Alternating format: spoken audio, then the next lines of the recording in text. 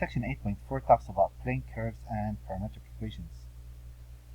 What a parametric equation is, it is when x is a function of time and y is a function of time. For each value of t, you determine an xy coordinate, rectangular coordinates. As t varies, you are tracing a parametric curve. So a parametric curve has an initial point and a terminal point. Sometimes it's infinite, but what's important, anytime you see the word parametric, we're talking about direction. If you don't put the direction on, you didn't graph a parametric equation. A parametric equation consists of direction for increasing values of t. So given the pair of parametric equations, eliminate the parameter and sketch the graph. So since x depends on t and y depend on t, I could use substitution. I could say t equals x plus 2.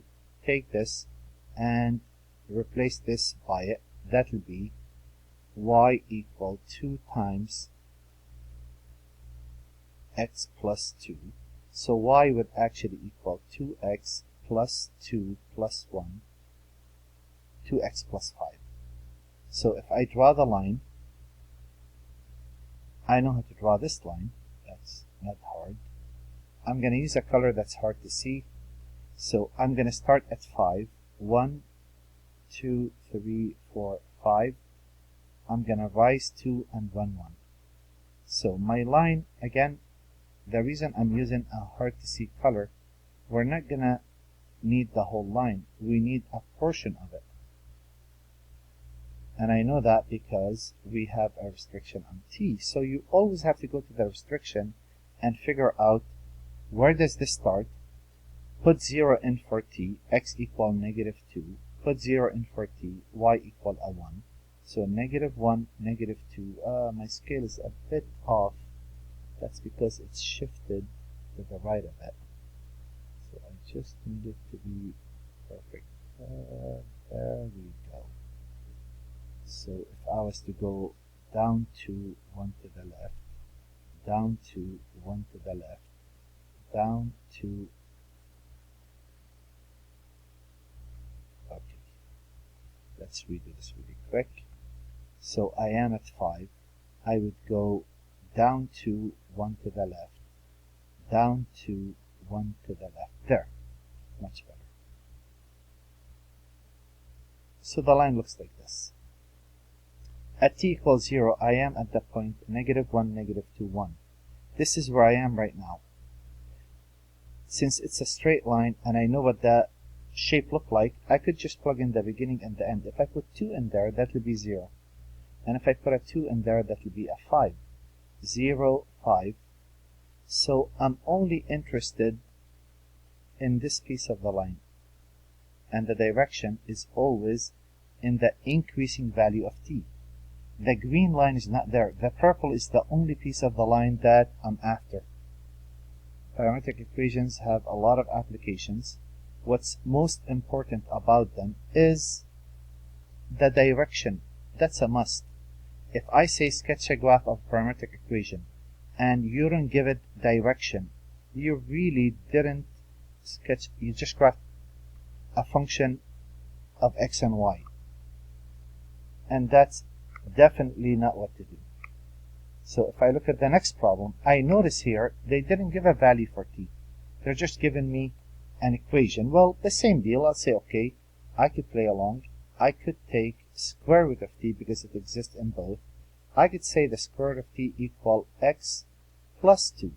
So if I take this value and throw it in for t, I'll be looking at x plus 2 plus 2. So I know y equal x plus 4. This is going to behave like a straight line, even though both of those are radicals, but they're growing at the same pace. So if I want to graph this line, I'm going to use another color that's hard to see. I'm going to go up to 4. 1, 2, 3, 4. That's a point. And I'm going to rise 1, run 1, and sketch that line. This would be the infinite line that this should resemble. But I do notice that we have, even though they didn't say there's a restriction on t, I know that t must be bigger than or equal to 0. And how do I know that? Well, it's a radical. So if I take t equals 0, a 0 in there, that will be -2, and a 0 in there, that will be 2. So -1, -2, 1, 2. And all what I have to do is pick another value of t, and that will do the trick. If I put a 1 right there, square root of 1 is 1 minus 2, that is -1.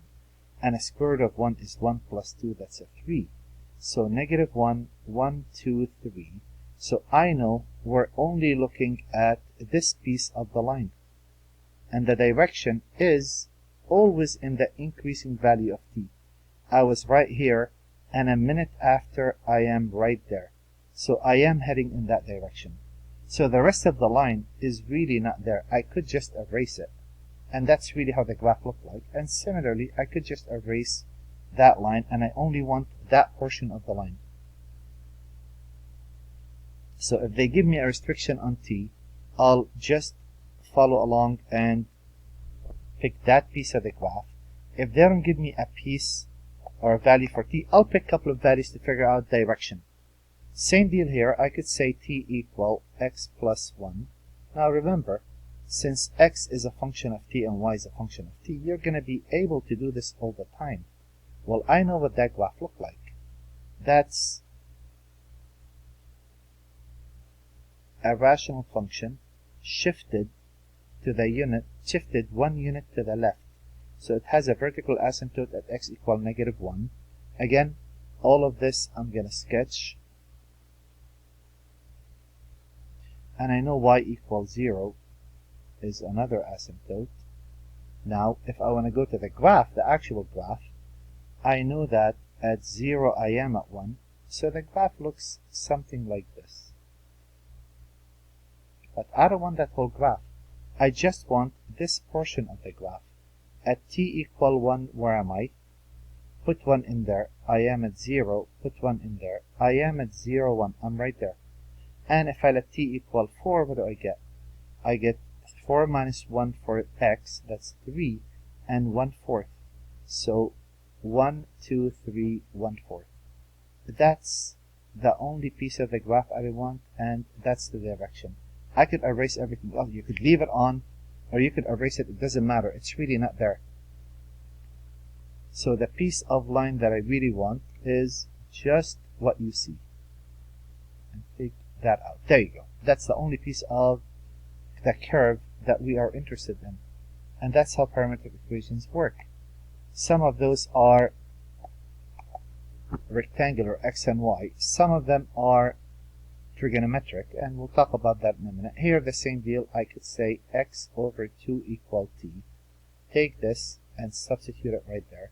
Y would be x over 2 plus 1 squared, or y would equal x plus 2 squared all over 4.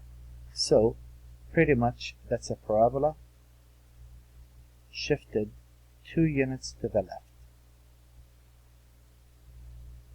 So if I am to go ahead and shift the parabola 1, 2 to the left, and this opens up, right? 1 unit to the right, 1/4, 1 unit to the left, 1/4. It's a very wide parabola. Okay, but again, I only need this portion of the graph. At t equal -2, 2 minutes ago, I was at -4, 1. -1, -2, -3, -4, 1. I was right here 2 minutes or 2 hours or 2 seconds ago. And in 1 minute from now, I'm going to be at 2, 4. 1, 2, 1, 2, 3, and 4. You know this graph is going to continue. So I know which portion of the parabola that I want. I just want this portion of the parabola. The rest I could really eliminate. I don't need that. That shouldn't be there. And I know the direction always from the negative, or always in the increasing value of t. That's how I should put it. extremely important for calculus, for vectors, describing certain motions. And here we are. We get to trig, and we're very limited on trig. What we do, we make use of identities, specifically the Pythagorean identities for the most part. I see sine and cosine. Wouldn't you say x over 4 equals sine of t? And if I square both sides, wouldn't that be x squared over 16 equals sine squared of t? And here, wouldn't you say y over 3 equal the cosine of t? And if I square both sides, wouldn't that be the cosine squared of t equals y squared over 9? If I add sine squared plus cosine squared is a 1, x squared over 16 plus y squared over 9, what is that the graph of? That is the graph of an ellipse. And if I look at this graph, moving 3 units in the y and 4 units in the x. Now that's not centered properly. Let me center it properly. It's shifted a bit above. Here we go. So the full graph will be something like this. Now, do not get fooled by thinking I'm gonna run from 0 to pi. That's not how it works, because x depends on a specific value. Always test t equals 0. Sine of 0 is 0 times 4, that's 0. Cosine of 0 is 1 times 3. So I'm certain the path is along the shape that I drew.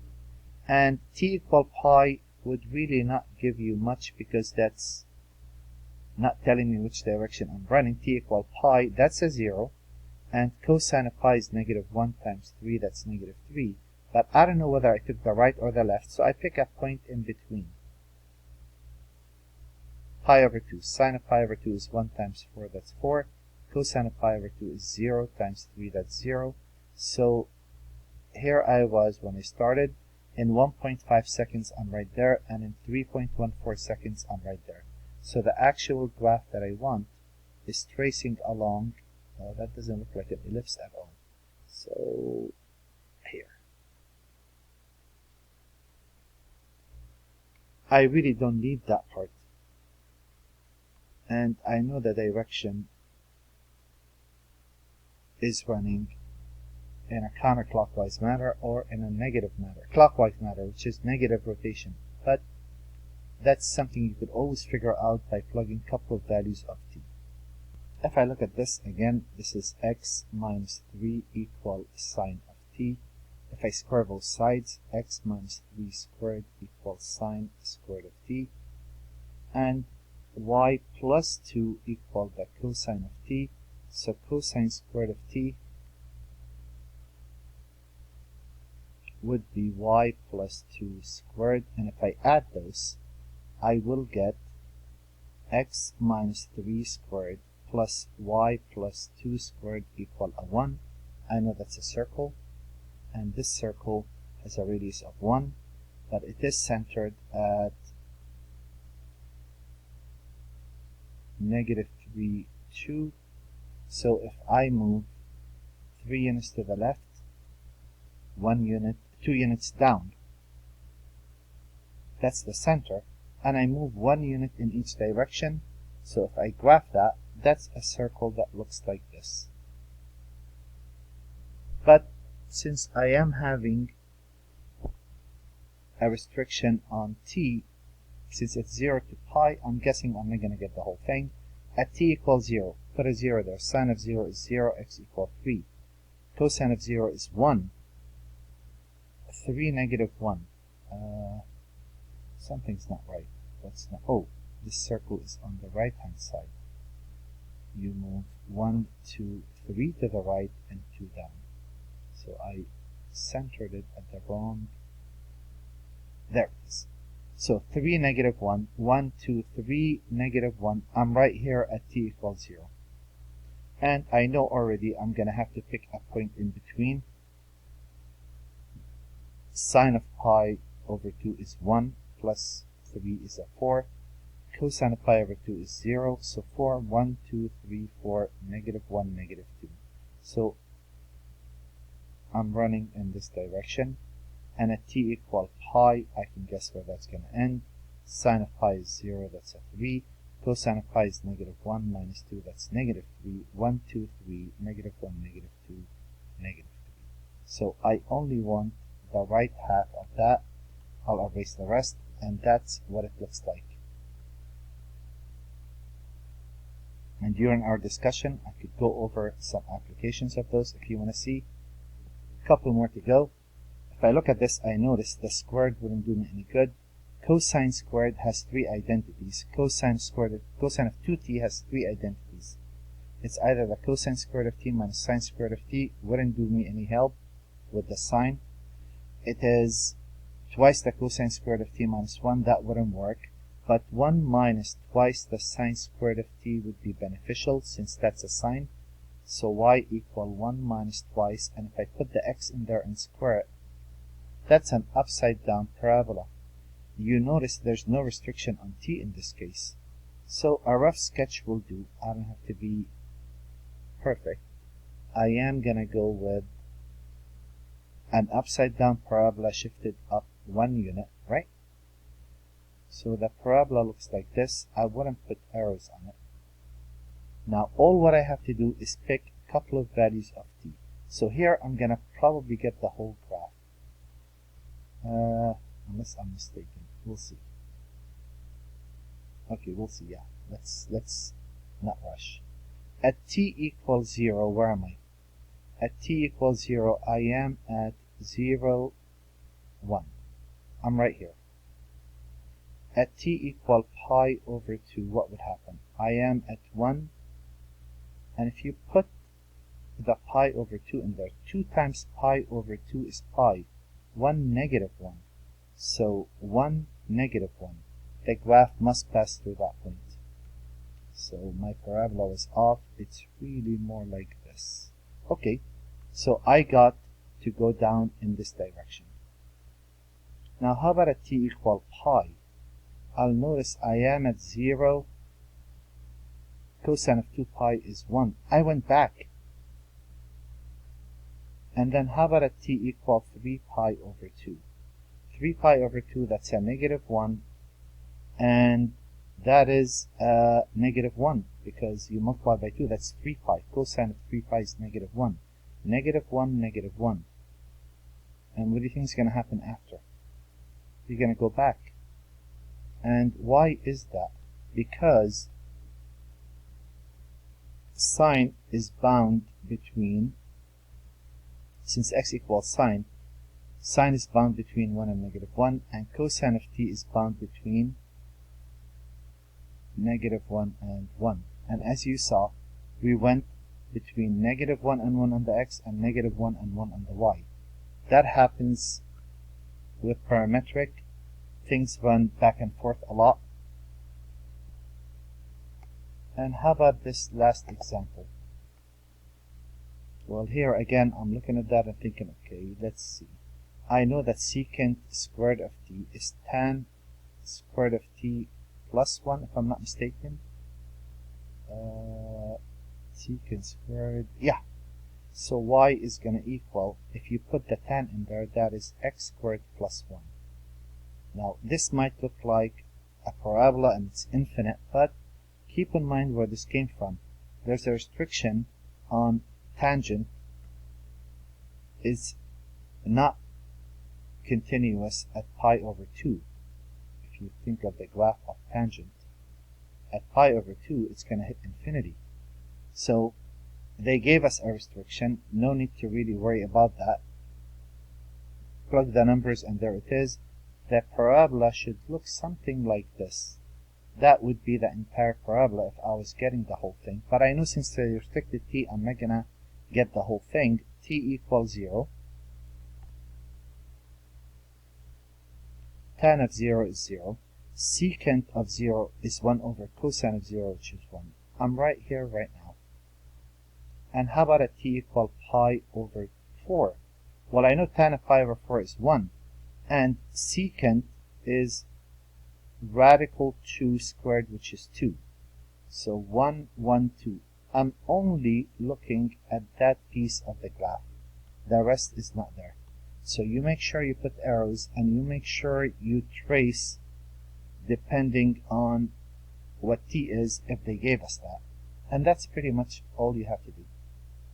And that's what this section is about.